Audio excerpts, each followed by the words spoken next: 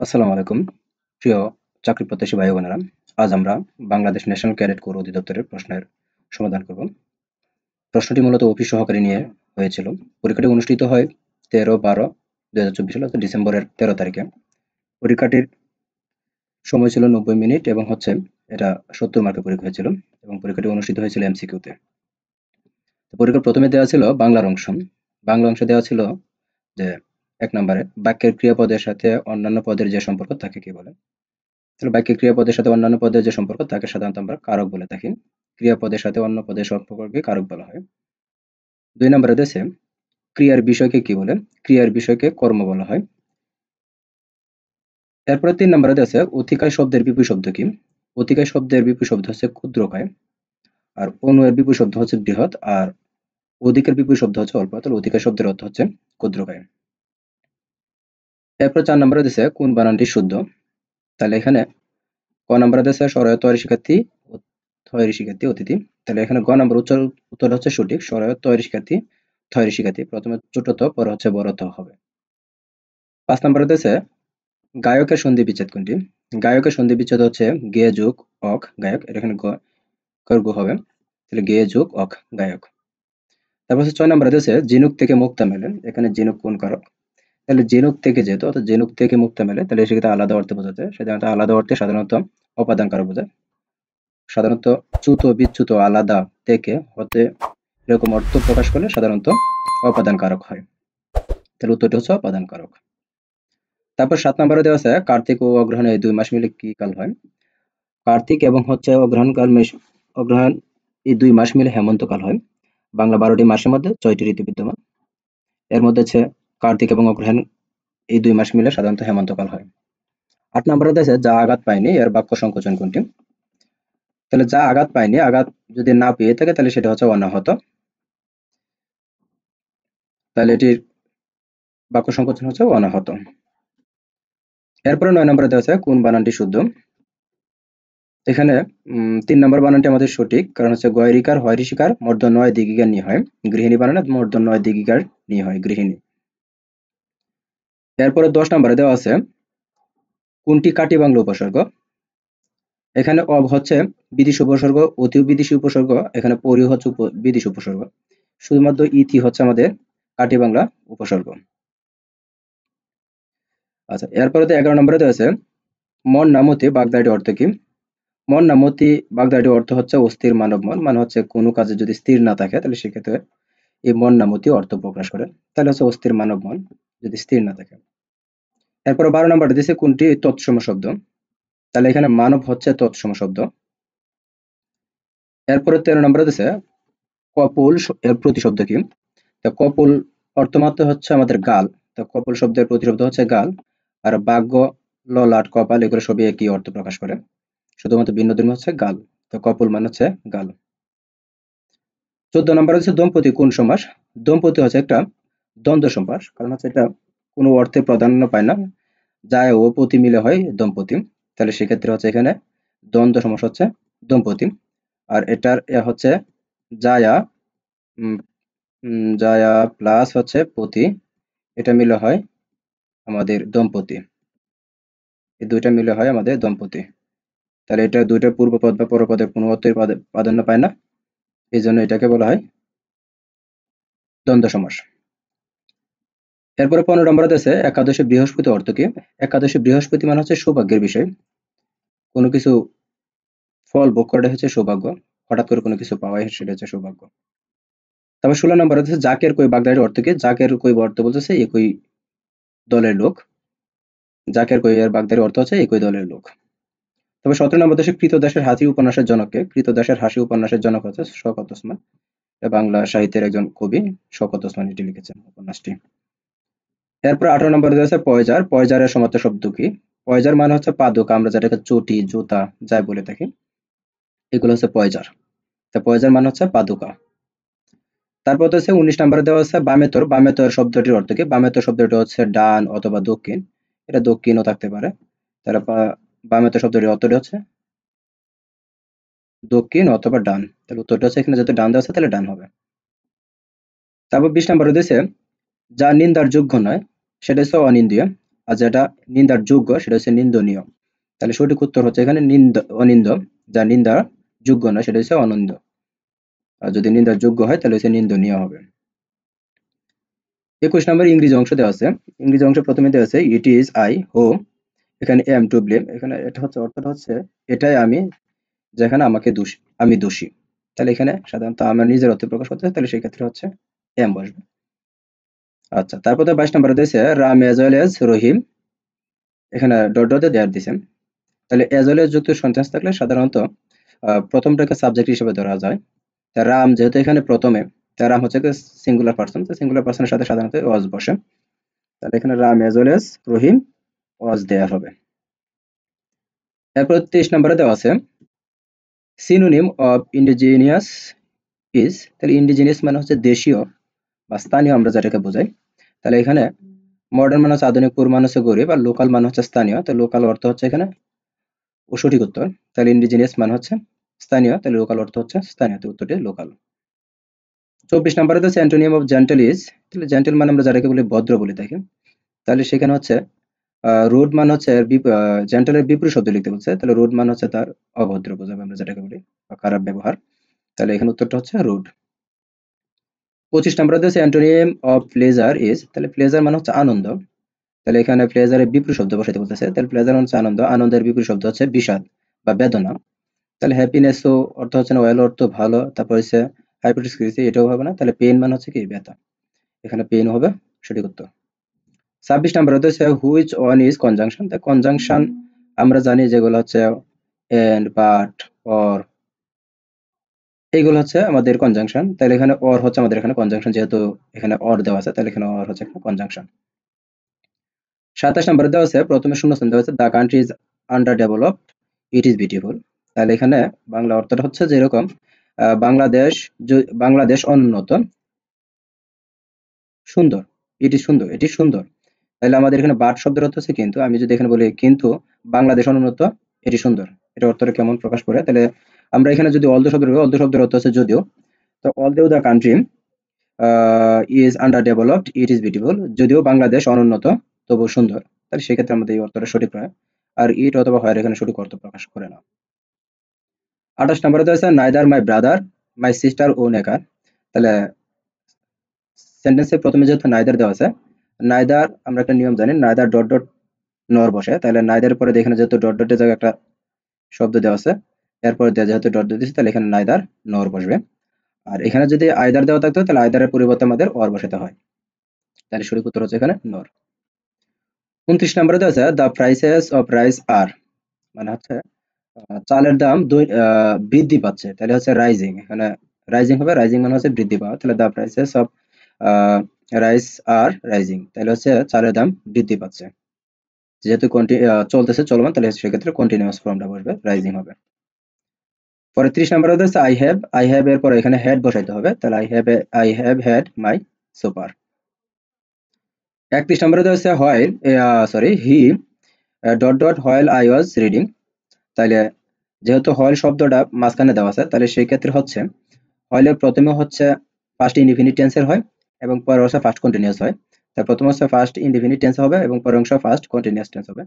তাহলে যেহেতু এখানে হয় পরেরটা ফার্স্ট কন্টিনিউয়াস আছে, তাহলে পূর্বেটা হচ্ছে ফার্স্ট ইনডিফিনিট, তাহলে এখানে কাম হচ্ছে সেকেন্ড ফর্ম হচ্ছে ফার্স্ট টেন্স হচ্ছে ভার্বের বি টু করবে, ফার্স্ট টেন্স থাকলে ভার্বের বি টু বসে, তাহলে ভার্বের বি টু হচ্ছে কেম, এখানে হচ্ছে কেম হচ্ছে ভার্বের বি টু, আর অন্যগুলো হচ্ছে ভার্বের বি টু না, অর্থাৎ ভার্বের ফার্স্ট ফর্ম বোঝায় না, শুধুমাত্র কেমে ফার্স্ট ফর্ম, সঠিক উত্তর হচ্ছে কেম। এরপর 32 নম্বরে হচ্ছে first form of wore is, তাহলে ওয়ার ফার্স্ট ফর্ম বসাতে বলছে, তাহলে ওয়ার ফার্স্ট ফর্ম হচ্ছে ও, ওয়ার ফার্স্ট ফর্ম হচ্ছে আমাদের এখানে ও। তারপর 33 নম্বরে দেওয়া আছে which is the first form of buy, তা বাই এর ফার্স্ট ফর্ম হচ্ছে bought, B O U G H T, bought. First form এবং ফার্স্ট পার্টিসিপল ফর্ম একই বোঝায়, বাই এর একই অর্থ বট। এরপর 34 নম্বরে দেওয়া আছে the train is running 40 miles an hour, যেহেতু 40 মাইলস, তাহলে এখানে হচ্ছে অর্থাৎ ট্রেনটি ঘন্টায় 40 কিলোমিটার বেগে দৌড়ায়, তাহলে সেই ক্ষেত্রে হচ্ছে যেহেতু এখানে 40 মাইলের কথা বলছে, তাহলে 40 এর পূর্বে দিয়ে সংখ্যাবাচক শব্দের পূর্বে দিয়ে সাধারণত এড বসে, তাহলে এখানে এড বসবে। এরপর 35 নম্বরে দিয়েছে Julia has been ill for 3 months, Julia 3 মাস যাবত এখানে অসুস্থ, তাহলে এখানে ফর বসবে।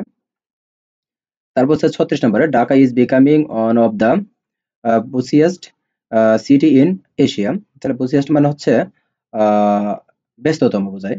তাহলে Dhaka is becoming one of the busiest city in Asia, অর্থাৎ ঢাকা হচ্ছে এশিয়ার অন্যতম ব্যস্ততম শহর।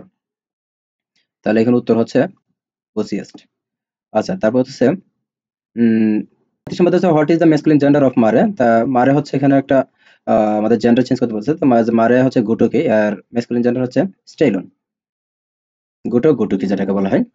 তারপর হচ্ছে 38 নম্বরে হচ্ছে which on is in feminine from, কোনটা হচ্ছে ফিমিনিন মানে বোঝাচ্ছে হচ্ছে নারীবাচক, তাহলে সেটা হচ্ছে ডই, ডই মানে হচ্ছে এখানে হরিণী বোঝায়। আর ডেয়ার মানে হচ্ছে হরিণ, তাহলে এটার হরিণী ফর্ম হচ্ছে এখানে ডেয়ার। আর হর্স মানে হচ্ছে ঘোড়া, আর বুল মানে হচ্ছে গরু। তাহলে এখানে ডুই হচ্ছে এখানে হরিণী অর্থ প্রকাশ করতেছে, তো সেটা হচ্ছে নারীবাচক, তাহলে সেক্ষেত্রে এখানে ডুই হবে উত্তর। 39 নম্বরে হচ্ছে singular form of data is, তাহলে ডেটা এর সিঙ্গুলার ফর্ম হচ্ছে ডেটাম। তাহলে হচ্ছে ডেটাম ফ্রম ডেটাটা আছে ডেটাম থেকে। তারপর what is the first participle form of rise, arise, arise এর ফার্স্ট পার্টিসিপল হচ্ছে অ্যারাইজেন, অ্যারাইজ এর ফার্স্ট পার্টিসিপল হচ্ছে অ্যারাইজেন। এরপরে দেওয়া আছে গণিতের অংশ।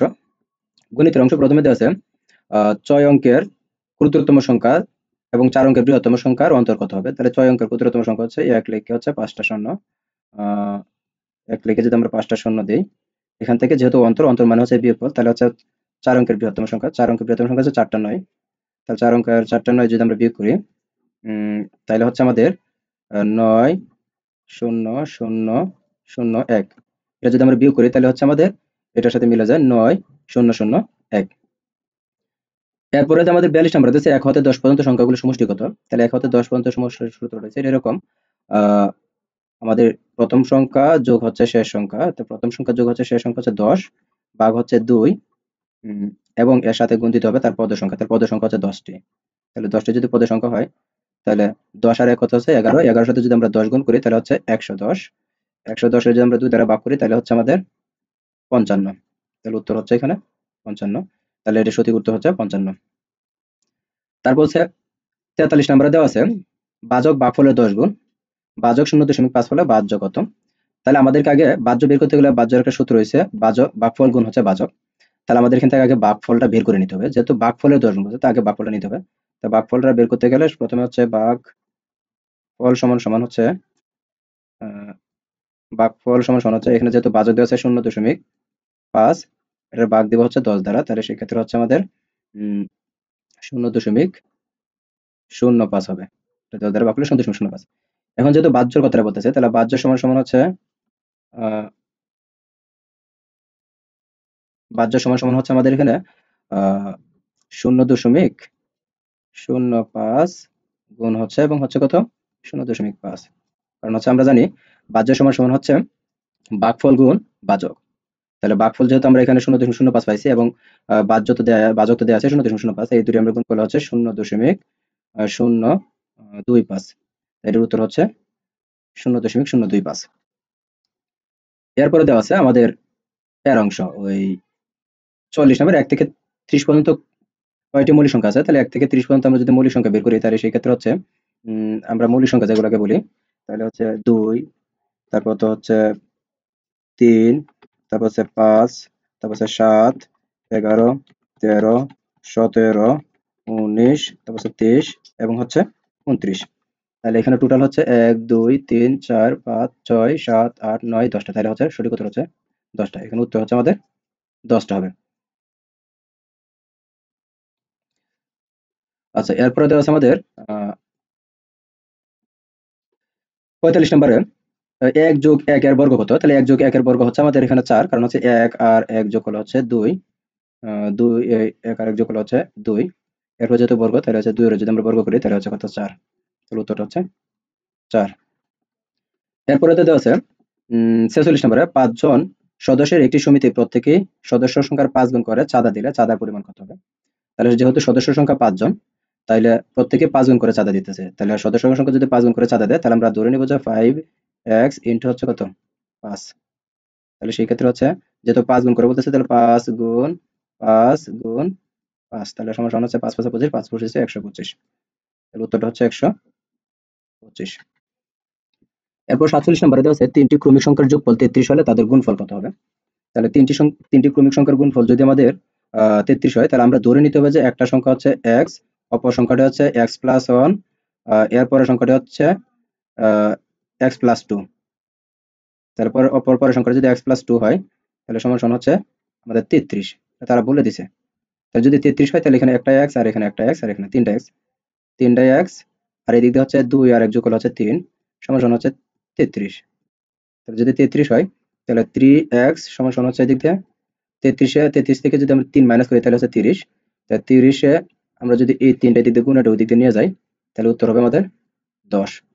আচ্ছা, যদি 10 হয়, তাহলে প্রথম সংখ্যাটি পাইতেছি আমরা 10, 10-এর সাথে এখানে যেহেতু দ্বিতীয় সংখ্যাটি x প্লাস 1, তাহলে 10 গুণ হচ্ছে আমাদের 11, তারপর তো এর সাথে গুণ করবো আবার, যেহেতু আরো 2 যোগ করতে হবে, তাহলে হচ্ছে 12। তাহলে এই দুইটা গুণ করলে হচ্ছে 1320। তাহলে সঠিক উত্তর হচ্ছে 1320। এরপর 48 নম্বরে দেওয়া আছে নিচের কোনটি ক্ষুদ্রতম সংখ্যা। তাহলে এখানে ক্ষুদ্রতম সংখ্যা অর্থে এখানে হচ্ছে 5 কে 6 দ্বারা ভাগ করতে বলতেছে। তাহলে এটা মান হচ্ছে 8.3 অর্থাৎ 0.83 আসে। আর এটা হচ্ছে 0.80, আর এটা হচ্ছে 0.79, তারপর এটা হচ্ছে 0.80। তাহলে এখানে দেখা যাচ্ছে এই মানটা ছোট, তাহলে গ নাম্বারটা হচ্ছে সঠিক উত্তর। এই অঙ্কটি বেশ কয়েকবার এসেছে, আপনারা চাইলে এটা ভালো করে দেখে নিতে পারেন। এই নিয়মের অঙ্ক অনেকবার আসে। এরপর 49 নম্বরে দেওয়া আছে এক ব্যক্তি তার আয়ের 2/1 পরিবর্তে 3/1 ব্যয় করলে 5,000 টাকা খরচ কম হতো, তার আয় কত হবে। তাইলে যেহেতু 2/1 পরিবর্তে 3/1 করতেছে, তাহলে এখন তার কমায় দিছে, তাহলে এখান থেকে 2/1 থেকে 3/1 মাইনাস সমান সমান আমরা ধরে নেব 5,000। তাহলে আমরা যদি এটা লসাগু করি, লসাগু করলে হচ্ছে 6, আর এদিক দিয়ে হচ্ছে 2 দিয়ে 6 রে ভাগ করি তাহলে হচ্ছে 3, আর এদিক দিয়ে 3 দিয়ে যদি 6 রে ভাগ করি তাহলে হচ্ছে 2 দিয়ে 2 কে 2 সমান সমান হচ্ছে 5,000। আচ্ছা, তো যদি 5,000 হয়, তাহলে 3 থেকে 1 চলে গেলে তাহলে কত, 2 চলে গেলে তাহলে শুধুমাত্র 1, তাহলে 1 আর এদিক দিয়ে হচ্ছে 6 সমান সমান এদিক দিয়ে হচ্ছে 5,000। তাহলে 5,000, তাহলে 6 যদি এদিক দিয়ে গুণ করে দিই তাহলে হচ্ছে 6, তাহলে 5 6 30, তাহলে 5 6 30, তাহলে হচ্ছে এর উত্তর হচ্ছে 30,000। আচ্ছা, এরপরে দেওয়া আছে 50 নম্বরে পানি ভর্তি একটি বালতির ওজন হচ্ছে 12 কেজি।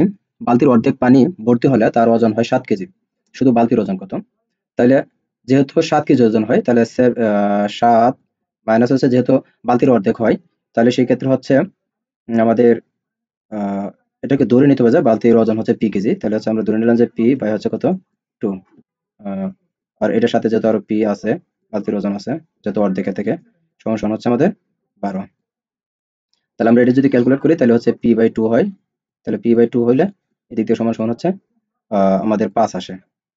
তাহলে 5 যদি আসে, তাহলে পি যদি এদিক দিয়ে রেখে দিই, তাহলে পি হচ্ছে 5 দোকানে 10, অর্থাৎ এটা হচ্ছে বালতির ওজন। তো বালতির ওজন যেহেতু বলতেছে, সরি, এটা হচ্ছে পানি এবং বালতির ওজন। তাহলে এখান থেকে আমাদের দুঃখিত, এখানে শুধুমাত্র হচ্ছে এখানে পানির ওজন পাচ্ছি, তাহলে বালতির ওজনটা তাহলে 12 থেকে যদি আমরা টোটালটা থেকে যদি আমরা 10 মাইনাস করে দিই, তাহলে সেই ক্ষেত্রে হচ্ছে আমাদের এখানে 2, এই 2 হচ্ছে আমাদের বালতির ওজন। আচ্ছা, এরপরে দেওয়া আছে উম, একটি আয়তক্ষেত্রের পরিসীমা 40 মিটার এবং প্রস্থ যদি 5 মিটার হয়, তাহলে দৈর্ঘ্য কত হবে। তাহলে এটা হচ্ছে যেহেতু পরিসীমার কথা বলতেছে, তাহলে 2 ইন্টু হচ্ছে দৈর্ঘ্য যোগ প্রস্থ। তাহলে হচ্ছে দৈর্ঘ্য হচ্ছে এখানে জানি না, তো দৈর্ঘ্য ধরে নিলাম পি, আর প্রস্থ হচ্ছে আমাদের 5, এটা সমান সমান তারা বলে দিছে 40। এটা সমান সমান যদি 40 হয়, তাহলে এদিক দিয়ে 2 এদিক দিয়ে ভাগ করলে আছে পি প্লাস 5 থাকে, আর এদিক দিয়ে হয় 40 এ 2 20 দ্বারা 2 দ্বারা ভাগ করলে কত হয় 20। তাহলে পি প্লাস প্লাসের 5 ওদিক থেকে মাইনাস হলে এদিক দিয়ে উত্তর হয়ে যায় 15। তাহলে হচ্ছে এদিক দিয়ে 15 উত্তর হয়, তাহলে এটা উত্তর হচ্ছে 15। এরপরে দেওয়া আছে আমাদের 52 নম্বরের একটা অংশ, এটা বীজগণিতের একটা অংশ, এটা বিভিন্ন পরীক্ষাতে আসে, আপনারা চাইলে এগুলো নোট করতে পারেন। এখানে a minus B by equal to ab minus B minus C by হচ্ছে বিসি, আবার C minus A equal to C A by C A equal to এটা কত। তাহলে এটা তিনটা লসাগু হচ্ছে এ বি সি। তাহলে এদিক দিয়ে এ বি কাটা গেল, সি তে সি দিয়ে সি রেগুন করলে হচ্ছে C minus A C minus হচ্ছে এদিক দিয়ে বিসি মাইনাস হচ্ছে বিসি এদিক দিয়ে কাটা গেল, এটা বিসি কাটা গেল, তাহলে এ, তাহলে এ বি মাইনাসের হচ্ছে এসি, মাইনাসের হচ্ছে এসি, আবার মাইনাস যদি থাকে তাহলে হচ্ছে এদিক দিয়ে সি কাটা গেলে থাকে বিসি, তাহলে এদিক দিয়ে হচ্ছে বি সি মাইনাস হচ্ছে এবি।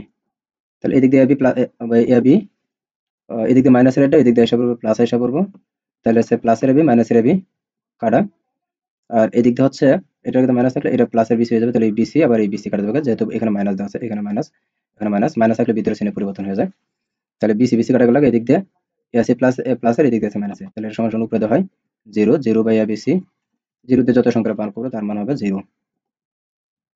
এরপর হচ্ছে 53, 53 হচ্ছে x square plus x minus 20 এর উৎপাদক কোনটি, তাহলে 20 এর যদি আমরা ভাগ করি 2 দ্বারা লসাগু করে নিই তাহলে হচ্ছে 10, ও 10 এর যদি আমরা 2 দ্বারা ভাগ করি তাহলে হচ্ছে কত 5, তাহলে আমরা এদিক দিয়ে 5টা আর এদিকে 2 দোকানে 4টা, তাহলে 5টা থেকে 4টা মাইনাস করলে একটা দেখা যায়, তাহলে উত্তর হচ্ছে এখানে প্লাসের 5 এবং হচ্ছে মাইনাসের 4, এটা হচ্ছে উত্তর। এরপর হচ্ছে 12, 8, 12, 34, 72, 144 এর লসাগু কত, 100 এই তিনটা লসাগু কত হচ্ছে 144 হয়, এটাকে আমরা যদি লসাগু করি তাহলে এটা 44 পাওয়া যাবে।